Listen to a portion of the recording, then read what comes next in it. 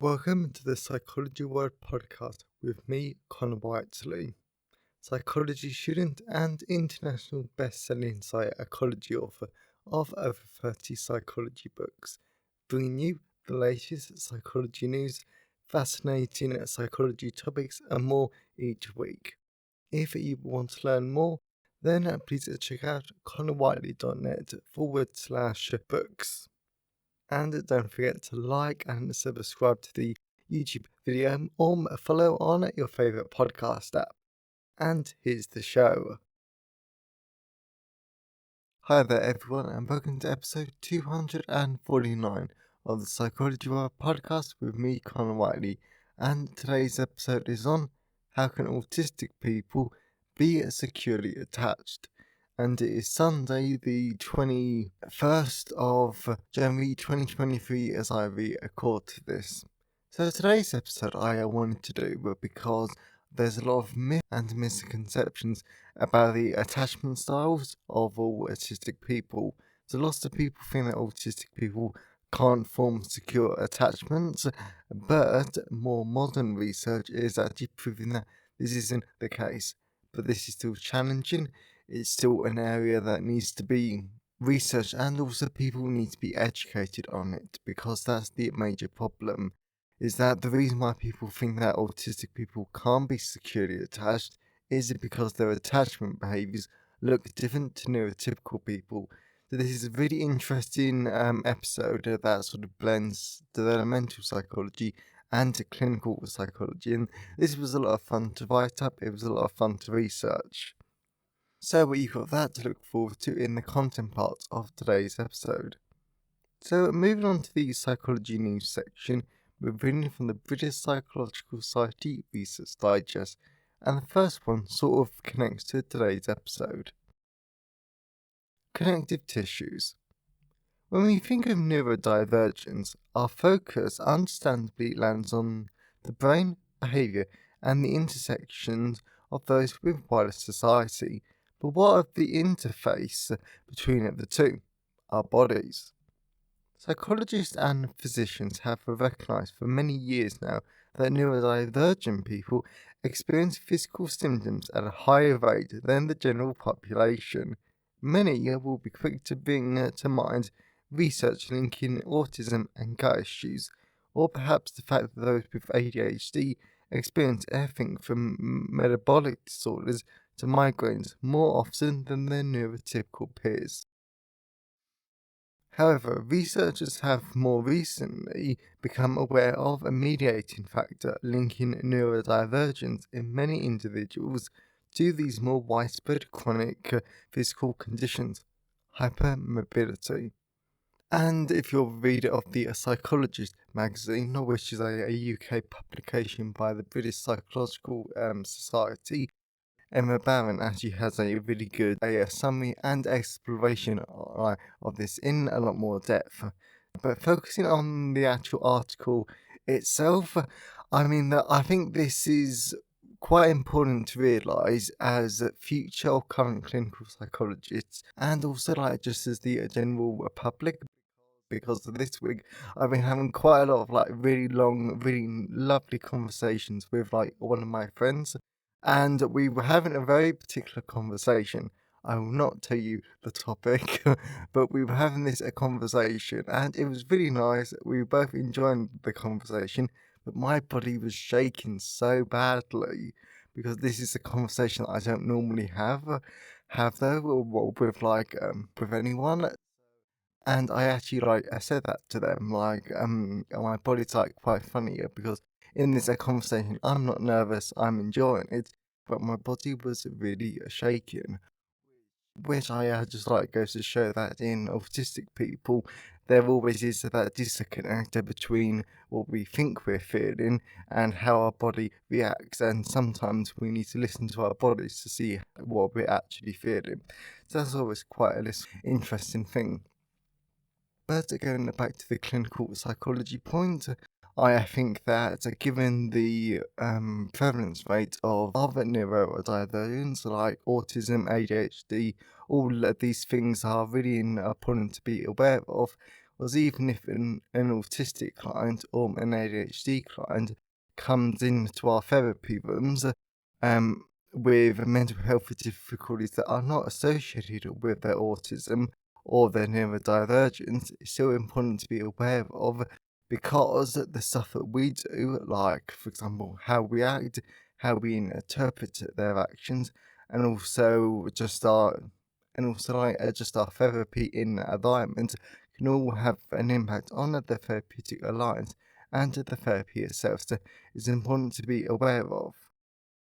And when it comes to just being members of like wider society, like in my list of future podcast episodes, there is something about how to make society better for all autistic people, but I just have not got around to to actually doing like that yet. But it's still important to be aware of that autistic people and other neurodivergent people do experience physical symptoms at a higher rate than the general population. So it's important to be mindful of. And if you realize that someone is, and like whether this is someone you're working with, someone you're friends with, or maybe one of your family members is neurodivergent, then it's important to at least make some accommodations just so they can have like a nicer and easier time. So the second one is all work and no play. Many of us don't want to be working this hard. Low wages after years of stagnation have left those in the UK £11,000 worse off as of March 2023, often necessitating more hours on the clock. Many employers are becoming increasingly demanding to meet their tighter bottom lines, with others harnessing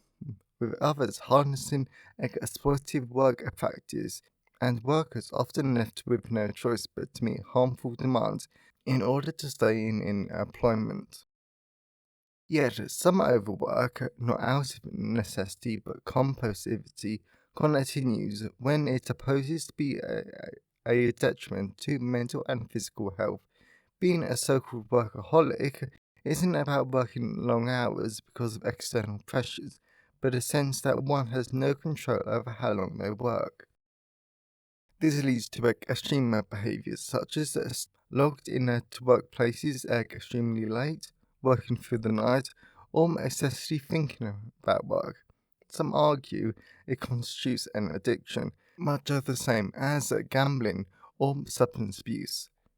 Writing in the Journal of Occupational Health Psychology, a team of Italian researchers exploring how these individuals actually feel at work, finding that even while engaging with a session, negative effects still linger.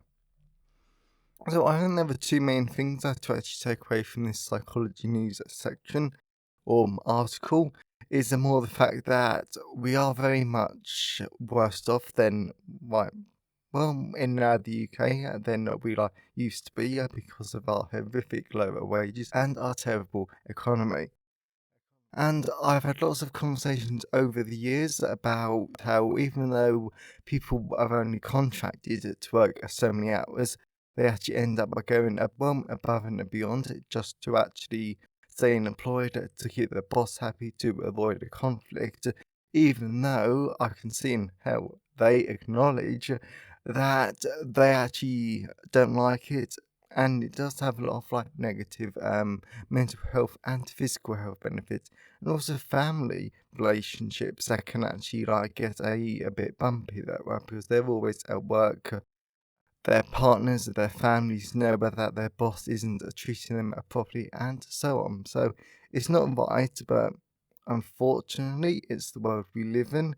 I still think that you should definitely stand up for yourself if you can, and just make your boss know that this is not okay. And just, I don't know, I think it's very, very tricky. Anyway, though, that's the first part. And we all need to be aware that what happens in the workplace does have for mental health and the physical health negative outcomes, which could have a knock-on effect when they come to see us. Because the problem that I've heard about lately, and to be honest, this has always been a problem, is that the problem with most mental health services being 9 till 5 is that people who work 9 till 5 can't get mental health support because by the time they finish work, then all the psychological services are closed and they're no longer available. So people that need to work at 9 till 5 and they cannot afford to get childcare, they cannot afford to take a day off or work less, then they aren't going to get the mental health support that they need. But again, that's another issue. And actually, on a second thought, I actually can't say too much about being a workaholic because I'm not really too familiar with what being a workaholic actually involves and the actual negative side effects. Because I'm not one to be, I've never really read into it. But I know the BPS does have a good write up at the Research Digest website. So the last one is keeping secrets isn't always a bad thing. Keeping secrets is generally thought of as quite a negative thing. Some research we've covered, for example, has found that secrets can leave us feeling literally weighed down, whilst others have shown that even children understand why secrets can be damaging when handled badly. But there are times when keeping secrets can be positive, argues a recent paper. In the recent publication, Michael Sentry of Columbia University and his colleagues look at the bright side of keeping secrets and find that keeping positive information hush-hush can actually provide us with a psychological boost. And this I can definitely understand because I can definitely understand that if you keep negative information, like someone's dying, someone's got a health condition, someone's been diagnosed with with a terminal illness. So if you keep them a secret against family members, friends, and other people that deserve to know about because they're really close, then yes, keeping that secret can definitely be bad. Well, I know that from personal experience. When handled badly, yes, that can be very damaging. But good stuff and a positive secrets and positive information, then that can definitely make you feel good because if someone trusts you enough to tell you a secret, for example, they're getting married, they're pregnant, and there's tons of other examples, then that can make you feel really valued. That can make you feel great because it proves that they trust you. And come on, who doesn't like privy to privileged information? So it does make you feel good. And I think that it also has lots of relationship and also friendship benefits too. So I can definitely see it. So I hope you enjoy the psychology news section. So let's move on to the personal update. So we're moving on to the personal update. So this week has been the first week back for university students, and I think that everyone can back me up here and say that it is a minor culture shock, considering at least in the UK we have 4 weeks off for the winter break, and to be honest, it has been so nice having the 4 weeks off for the winter break. But yes, I've been having to do stats revision quite hard. And no, everyone, I'm really sorry I've not updated the website with the stats information. Well, that is officially on the to-do list for this week, actually. So it should get done. It will get done, I hope. But I hope so. So it was a bit of a culture shock to go back to university, having to sit through lectures. But it's been a really good week though. It was actually really nice going back, going into the stats lecture, having a decent lecturer because the professor at my university, she is lovely. I mean, she's one of the best psychometricians about, and she's really famous in her field. So it's really great to teach her because she's so passionate. It actually comes across, and to be honest, she's entertaining to watch. She actually makes you want to learn. So she's really good, and I'm really happy about that.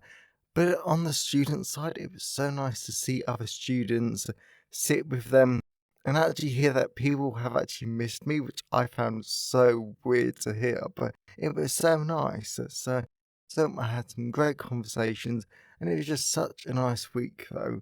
And I've had ethics approvals. Me and my supervisor have been talking about another study that we're going to run very, very soon. So, to be honest, because it was my idea, she said, yes, I would really like to do another study on the topic that you want to do.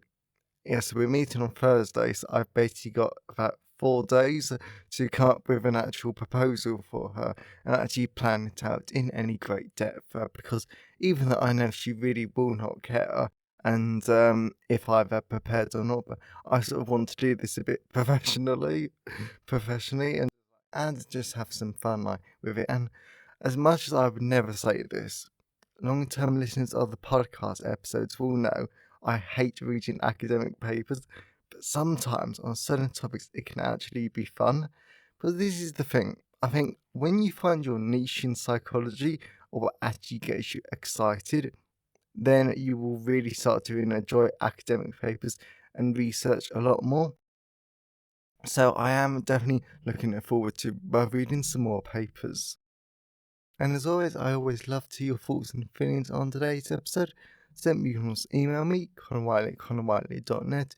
You can always leave a comment on the show notes at connorwhiteley.net/podcast.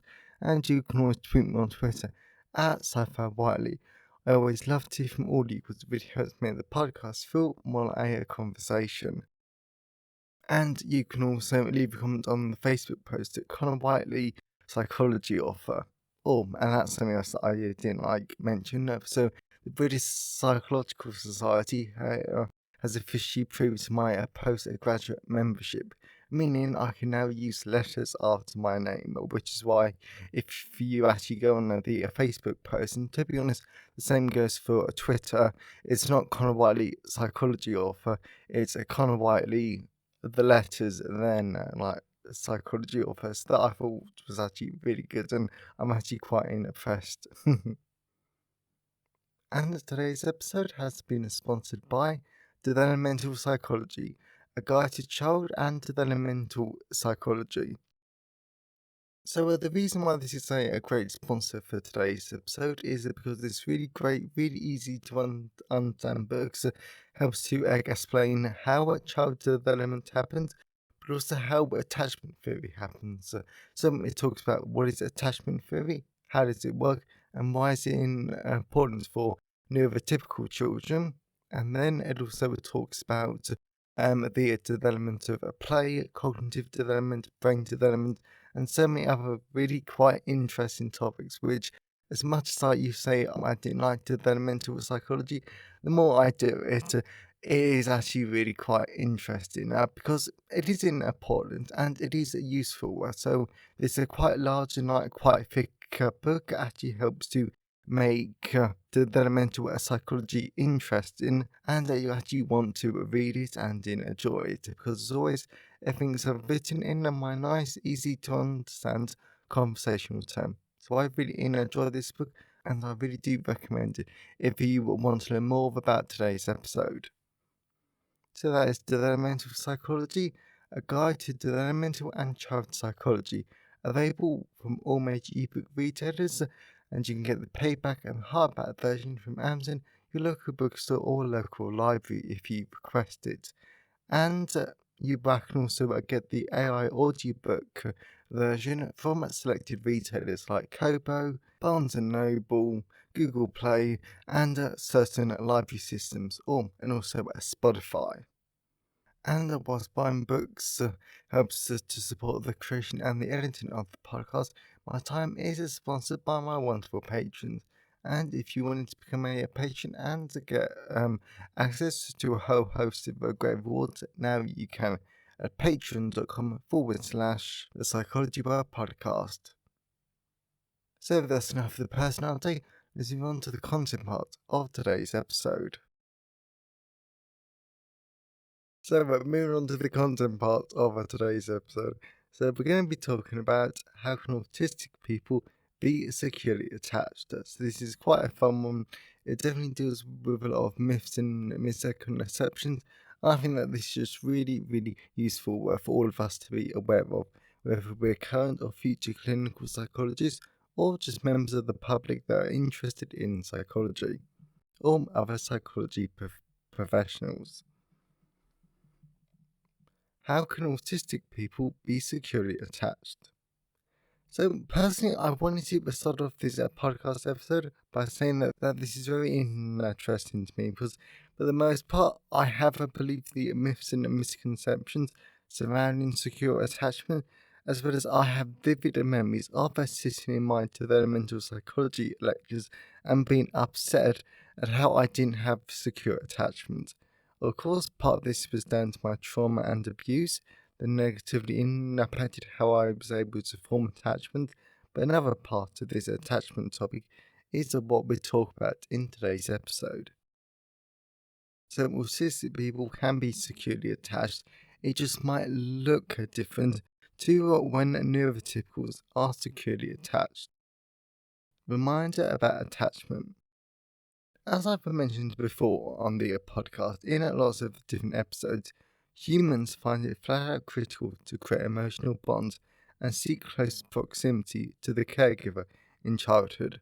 This is even more the case when we are in danger or there is a perceived threat. Therefore, all babies attach to their caregivers, and it is the attachment we form in our early years that provides us with a blueprint for how we approach relationships in later life. As a result, as we grow during childhood and into adulthood, everyone counts on having attachment figures to support us and actually be there for us when we need them most. Since this helps us to explore the world like a secure base, and we can reach out to them for help when we are hurt, threatened, or in need of comfort. This is important in neurotypical children, because having a secure attachment helps them to self-soothe and regulate their arousal. These behaviours are shown time and time again in research settings by pointing, showing objects at, and looking at their mothers when compared to less securely attached peers, with CAPS and all 1994 being a good example.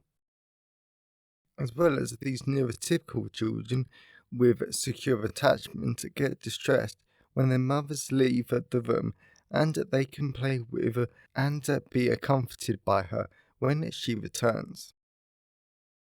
Why was it believed all autistic children could not form secure attachment? Whereas people used to believe that all autistic children couldn't have any secure attachment in any relationship because they didn't always show these behaviours. Modern research demonstrates this is not the case, and all autistic children can very much form secure attachment. For example, a systemic review from Tegan and al. 2017 showed 47% of autistic children could be classified as having secure attachment. Yet the systemic review also highlights how there are less securely attached or autistic children compared to the neurotypical peers. These could be because of conclusion flaws in how secure attachment is measured, since a lot of studies concluded that autism impairs a person's ability to form secure attachments, and the studies conclude that the high level of stress that is created for parents by parenting an autistic child makes the parents less likely to be responsive, and this causes a child not to form a secure attachment. Now, I do not like this conclusion because this is massively flawed. Because I do not buy these explanations for a moment, because there is something me and a bunch of autistic friends spoke about a few months ago. So in about November 2023, because autistic people can have a lot of empathy. Like one of my friends in particular, they know I'm full of empathy towards them and everything, but it looks different. And also some of my other friends know that I can be quite empathetic towards them, depending on the moment. And considering that secure attachment is based on emotional bonds and empathy is a type of emotional response, it's why I firmly believe that autistic people are capable of secure attachment because autistic people can form emotional bonds. In fact, God, I think that we can form like incredibly strong emotional bonds at times. And also, I have actually read the research on this topic, so I do know the answer. Anyway, another reason why these two conclusion flaws are not correct is because they pathologize autism and they make autism sound like a burden. Neither of these 2 points are even remotely correct. Do you see, we need to reframe the attachment behavior of autistic children as a unique expression and not some wiring or deficiency in their neurobiological processes. And yes, I think you can tell how irritated I am. In fact, when I was writing this, I actually wasn't irritated, but now I am. How to reframe the attachment behavior of autistic children. So, the first part of the solution to this problem is to allow us to really understand how autistic children work in terms of their attachment behavior. We need to realize that just like how parents are confused about their child's behavior, the exact same is probably true of the child. They probably don't understand their parents' behavior. This is why communication is important between both parties. In addition, if there is an autistic child and a neurotypical parent, then this can create a lot of difficulty in understanding, interpreting, and predicting the behavior of the other. This results in both the child and the adult misunderstanding and get confused about the other. However, the solution to this confusion and misunderstanding is about educating parents on what attachment behaviours look like in all autistic children so that they can better understand, read, and respond to their baby's cues. Remember, attachment is about the emotional bond between a child and a caregiver in response to the caregiver's responsiveness, more or less. That's why this is flat out critical for parents to understand.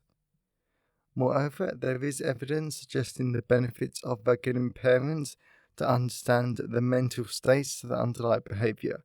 This comes from Foggy, 1991, and the parental reflective functioning, which is the definition that I just gave you.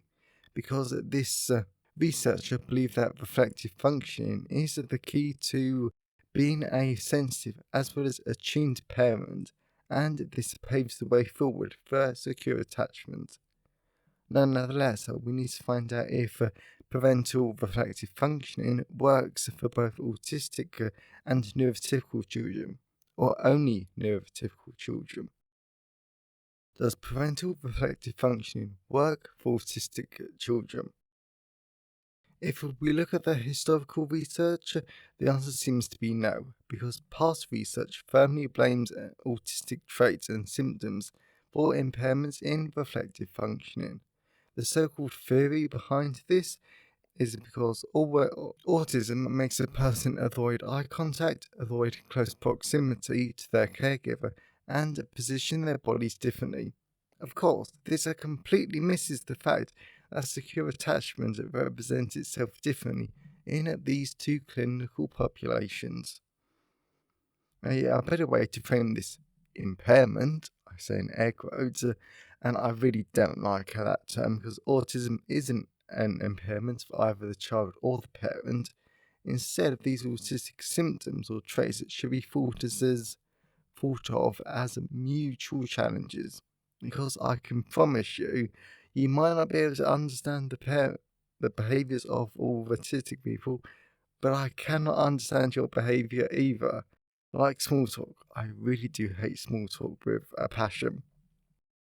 Anyway, yeah, these are mutual challenges because both parties have a hard time understanding each other, and we need to remember that reflective functioning is a two-way street, and the challenges in communication between a parent and child might cause dysregulation. leading parents of autistic children to feel like bad parents or lose their own confidence. But there is always hope. Instead, parents can become educated and develop a better understanding of the communication patterns of autistic children. This allows parents to become more sensitive to their child's needs, and this results in a rather wonderful positive feedback loop. For example, if we take a rather classic example of autistic behaviour about eye contact, if we teach parents that instead of avoiding eye contact being a sign of disinterest in you, and teach parents it is just a neurodifference that doesn't mean anything bad, then this can help caregivers feel better, be more responsive, and help caregivers not create a negative feedback loop as they believe their child has rejected them. This is also why identifying autism earlier is important, so parents can be educated on attachment behaviours, and this knowledge can enhance their reflective functioning in turn, all helping parents to become more sensitive to their baby's cues. Why maternal insightfulness is needed for secure attachment in autism. So, towards the end of this podcast episode, I want to bring our attention to Oppenheim and Court Carey 2008, because they studied autistic children and found that maternal insightfulness was a key factor in a secure attachment. Pulling a quote from the study, they define this as, open quote, the ability to think about the motives that underlie the child's behaviour, to be open to new and unexpected behaviours of the child, to show acceptance of the child's challenging behaviours, and to see the child in a multidimensional way. Close quote. And what is really interesting about this finding is that the severity of the child's traits themselves were not important for secure attachment. Instead, what was important was the caregiver's capacity to enter the child's point of view and empathy, which I think just goes to show how important education is, and it just being willing to learn can have massively positive impacts on the child's and parents' life. Furthermore, this study demonstrated that secure attachment does look different to neurotypicals, due to some autistic children showed distress when the mother left and then regulated and self-soothed when the mother returned, even though they did not interact or show a close proximity to the caregiver.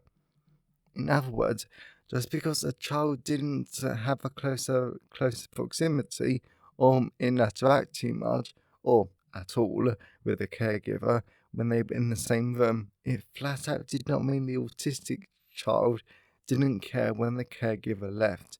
This shows the autistic children wanted and watched the caregiver in the room, and this only means one thing. Conclusion. Overall, at the end of this podcast episode, we can confirm that just because an autistic child doesn't seem excited or interested in a caregiver being in the same room as them, this doesn't mean in any way that the autistic child doesn't care or isn't attached to the caregiver. The presence of a caregiver still helps the child to feel safe and secure and connected, and in that sense, there is barely any difference between secure attachment behaviours and its development in autistic and neurotypical children. Of course, parents need to be educated. They will need to be willing to be sensitive to their child's cues, and they will need to be willing to be insightful. But autistic children can form secure attachments, just like neurotypical children. It might look different, but it is still there. And being a child that is securely attached and knows that they can go to their caregivers for love, support, and comfort, now that really is the best feeling in the world. So I really hope that you enjoyed today's episode and you got something out of it. I know that I did, because to be honest, I have really given up saying that I don't like developmental psychology, because I think it's just one of those things where I think that all fields of psychology have areas we do not enjoy. Like even clinical psychology, I'm sure if I really thought about it, there'd be some areas that I'm just not interested in. And to be honest, that's okay. We are allowed not to be interested in that certain stuff. But equally, I think all areas of fast psychology actually have something that we can be interested in. For example, developmental psychology. I say I'm not interested, but give me developmental psychology and autism, then I'm very interested. Granted, it has a massive overlap with clinical psychology and my personal experience and my friends, but that's still great. I'm still interested and I always want to learn more. So I hope you found today's episode useful. If you know someone who would find it useful, then please share it with them. I'm always really grateful when you wonderful people help spread the word about the podcast. And if you want to learn more, then definitely check out Developmental Psychology, a guide to developmental and child psychology, available from all major ebook retailers, and you can order the paperback and hardback version from Amazon, your local bookstore or local library if you requested, or just to pick up the AI narrated audiobook available from select retailers, including Spotify. And if you want to become a patron, then just head over to patreon.com/the Psychology World Podcast. So have a great day, everyone, and I'll see you next time. Thanks for listening today. I hope you found it helpful. Please remember to like the video and subscribe to the YouTube channel and follow the podcast on your favourite podcast app. And if you wanted to learn more, then please check out the backlist of the podcast episodes or my books at conwhiteley.net. So have a great day and I'll see you next time.